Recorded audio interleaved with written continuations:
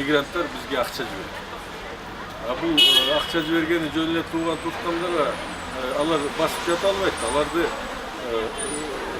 бирдеме сатып алат, үй сатып алат, бизнес жасайт.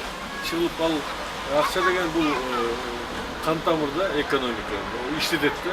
Ошол себептен мигранттар бүгүн абдан чоң колдоо көрсөтүп атат. 2 миллиард деген бул бирден 3 бөлүктөн бири биздин жалпы бюджетибизде.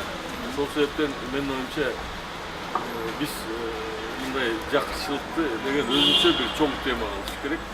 Өзүнчө бир иш-чараларды көрүш керек. Эң негизги бул жумуш жол. Мына азыр кээ бирлер мактанып атат, мына Атамбаев дагы баланса жетишкен, тигиндер жетишкен. Мага айтсынчы, канча жумуш орун пайда болду Атамбаев жетти. Бирөөдө айталып турат.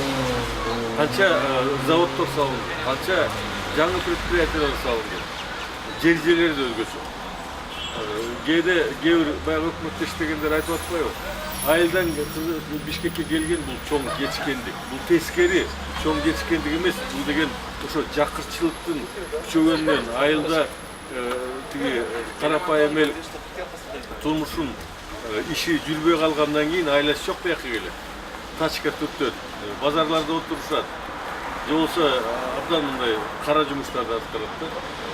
Арзан жумуштарды аткарат. Ошол себептен бул жерде менин оюмча өкмөт жалпы мамлекет өзүнчө атайын программа, атайын чоң проекттерди иштеп чыкканга мезгил келди.